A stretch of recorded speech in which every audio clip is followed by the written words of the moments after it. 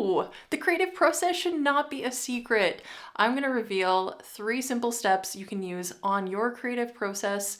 This is what I do often when I have a project where it's not super clear, where I'm not just copying a picture, where I have to maybe like create my own thing based on specific parameters. So 3 things: research, sketching, execution. I'm going to show you how I do all of the 3. So let's get into it.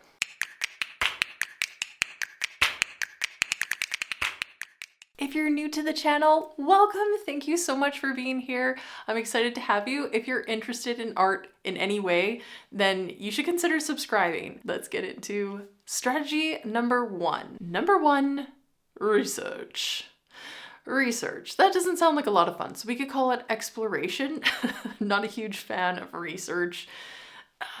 Maybe it's just the word, it just has negative memories with me, I'm not sure. But exploration, we're basically gathering information and ideas from images or from people that you talk to.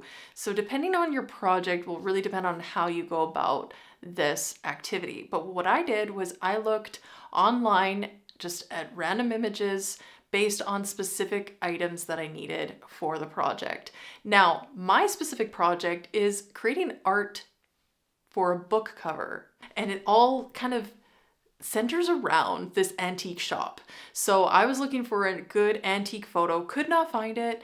So I went this route of creative process. So I had to research all these items, started gathering them. And once you gather those images, we can go on to step 2. That brings us to step number 2, which is sketch it out. There's actually 2 kind of parts to this. So the first part is drawing each individual item that you're going to include. So start sketching out, and you're not even sure if you're going to include all of these in your final work of art, but start sketching out all the elements that you found and see how they look on their own. So separately sketch them out. Make little notes if you need to refer back to that item or find a better item. Maybe you're sketching and you're realizing this particular item isn't going to work so well, so you need to go back to number 1 and then come back to number 2 again. But once you have all your elements kind of laid out, you can kind of see how they might work well together. You know, their proportions, their colors, their textures, the whole shape of them. How do they look good together or not? This is where we go on to the second part of sketching it out. The second part of sketching it out is all about the composition. We're going to take those elements that we've drawn separately and then practice little mini compositions in our sketchbooks to figure out what the right one is, so that then we can take it to our canvas or our final paper and the work of art where it's going to actually reside. You can take this opportunity as well to figure out the color scheme for your work of art. So you can play around with different colors in your sketchbook, and then it's already ready to go for the main shebang. For your main work of art, you are all set with all your colors and where things are going to go and what elements you're going to draw. So that takes you to step number 3. Number 3, execution. Now there's a good word. Execute. It's time to take all of our preparations and put them into our final piece. We're ready. You should feel more confident now because you know what you're going to put on the canvas or paper, whatever you're working with. Now, if you're not super skilled at drawing and you're concerned about this step, you could use a grid form. So draw it out in grid form. And I have a class all about that though, if you want to learn how to draw with a grid. And you can paint with a grid, draw with a grid. It works for getting like accuracy, proportions. You know, if you're doing a portrait and you're really not feeling confident in your drawing skills, you can go check that out. If you're getting any value from this video, give me a thumbs up and let me know in the comments what your creative process is. If you have any nuggets of information, share them with us. We want to know. Don't keep them secret. Other things you can do is use an art projector, so you can project your image that you've sketched onto the final image. It'll make it bigger and you can sketch it like that. The other thing is just sketch it on.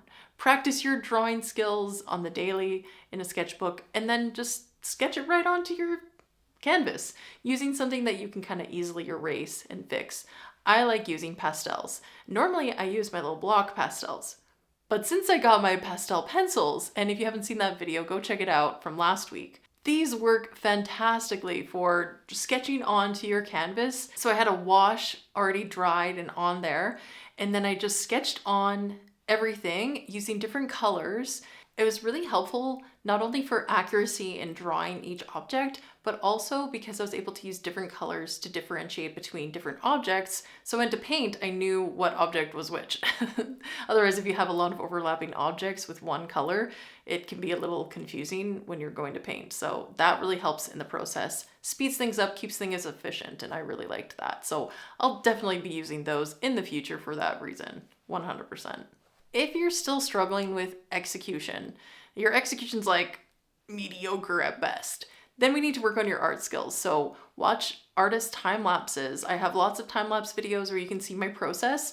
You can do some paint with me sessions. I have some of those as well. Or go ahead and sign up for some online art classes. What's great is you can try the first month for free and see if it's your thing or not. Or take as many classes in that month as you can, whatever works for you. Go check those out because they're on demand, available for you at any time, any day. So if you want to work at 3 a.m. on art classes, you can do that. Thank you so much for watching. Click that little notification bell because I'm assuming you've already subscribed, right? If not, tell me why. Hit that notification bell so you don't miss a thing. And we'll see you next time. Have a fantastic week. Bye now.